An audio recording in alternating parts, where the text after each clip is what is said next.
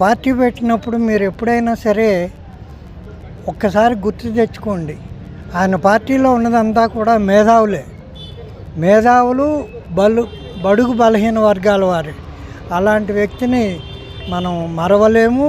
అలాంటి వ్యక్తి మరలా పుడతారు అని కూడా అనుకోవటం కూడా ఒక్కొక్కసారి భ్రమేమో అనిపిస్తూ ఉంది. కాబట్టి ఆయన్ని ఈ రోజున ఇలా జయంతి జరుపుకోవటం మాకందరికీ కూడా బీరంగూడ ప్రజల తరఫున మాకు చాలా సంతోషంగా ఉంది. బీరంగూడ మరి ఎన్టీఆర్ గారి ఏదైతే మన 103వ జయంతిని జరుపుకుంటున్నామో, మరి నిజంగా ఎన్టీ రామారావు గారు ఏ విధంగా అయితే ఏ ముహూర్తానైతే ఈ యొక్క తెలుగుదేశం పార్టీని స్థాపించాడో ఇప్పటికీ అప్పటికి కూడా ఎప్పుడు కూడా ఒకేలాగే పనిచేస్తూ ఉన్నారు. ఆయన చేసినటువంటి సంస్కరణలు ఈరోజు కూడా చెప్పుకోవడానికి అన్నీ కూడా మాకు కులంకుశంగా చెప్పొచ్చు.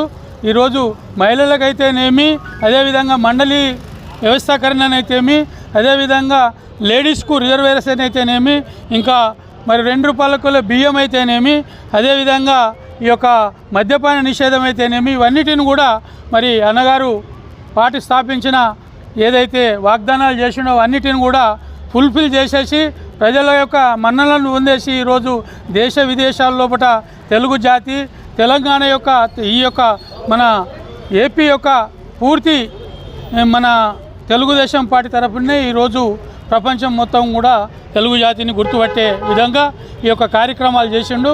మరి అలాంటి వ్యక్తి ఈరోజు మన మధ్యన లేకున్నా కానీ కూడా ఈ యొక్క 103వ జయంతి సందర్భంగా మేమందరం కూడా ఒకటే ఆయన అడుగుజాడలో నడుస్తున్నటువంటి చంద్రబాబు నాయుడు గారు అయితేనేమి, అదేవిధంగా మరి ఇక్కడ ఉన్నటువంటి తెలుగుదేశం పార్టీ నాయకులైతేనేమి అందరూ కూడా మరి అన్నగారు స్థాపించిన తెలుగుదేశం పార్టీని ముందుకు తీసుకుపోతానికి 6 నిమిషాలు కష్టపడి పనిచేసి మరి యొక్క అన్నగారి పేరు స్థిరస్థాయిగా నిలుస్తట్టు మరి యొక్క కార్యక్రమాలు చేస్తున్నటువంటి ప్రతి ఒక్కరికి పేరున మరి ప్రత్యేకంగా ధన్యవాదాలు తెలుపుకుంటూ మరి ఈరోజు ఈ బీరంగూడెం మరి అదేవిధంగా సంగారెడ్డి జిల్లా మరి మహానాడు కార్యక్రమాన్ని నిర్వహిస్తున్నాం.